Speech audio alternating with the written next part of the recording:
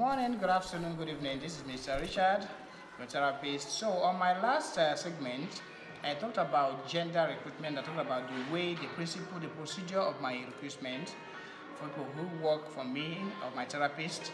So, I use the word gender recruitment. So, in this aspect, I talk about a male working with a male, a female working with a female. What do I mean by that? I don't very much accept a female client working with a male therapist. No. What do I? Let me explain this. Let's assume I have a female autistic child. I would still prefer, and I wholeheartedly prefer, a female therapist or facilitator or shared therapist working with her. If I have a male client, I still prefer a male therapist working with him.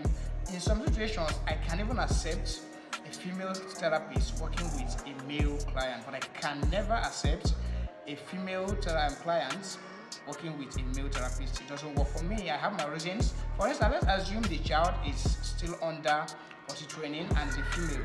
So how can you imagine a parent, and I wouldn't accept that, a parent or a child, a female client or a female autistic or Down syndrome or cerebral palsy client being attended by a male therapist, maybe for potty training, changing of diaper, and some other services. I wouldn't accept that. So in essence, I have said it and I have made it clear: male to female, male to male, female to female. In some situations, I can accept female to a male. That is that. Then some of the requirements, at least I prefer working with ND, HND, BSc, but I very much prefer. I don't very much like because of some reasons I wouldn't expect or accept somebody who has school certs working with me. But some situations, depends on the situation actually, that. So in terms of that, there is at least, for you to be able to work with these children, you should at least be certified with one course related to special needs. There is a course in Unilag that I do refer my therapist to work. They at least will be given a diploma in special needs education. I think it's like 6 months. It will help you.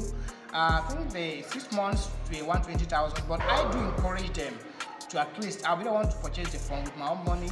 Yeah, at least I think the form is 10,000, so I'll purchase it to help encourage the therapist. At least that course will give them at least 80% heads up on what to do aside my own personal trainings with my therapist. This is going to help to encourage and make them to be very more professional to working with me. Then thirdly, there's an ongoing project I call Street Inclusive. These children there are children who are out there who think or who feel they don't deserve a chance of being educated or a chance to life. They're just out there, eat, sleep, wake up and all that, beg and all that. So don't like give them an iota of hope. Go out there, facilitate with them, depends on the child's capability, maybe teaching them numbers, sounds, depends on, so that I think within the next 6 months, they can be taken to at least achieving, even if it's learning a skill, to help these children out there. So with this, I have explained my recruitment process. Number one, I said male to male, female to female.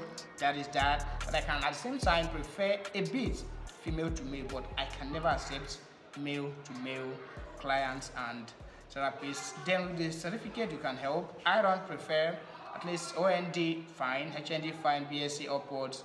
But O level, somehow in summary, I don't accept it. So with this, I've been able to explain some procedures, and I say it again. Being a therapist, as we hear, isn't easy. These children are special. They need special ideology and intelligence to be smart, proactive, and creative to work with them. So with this, we can be talking more about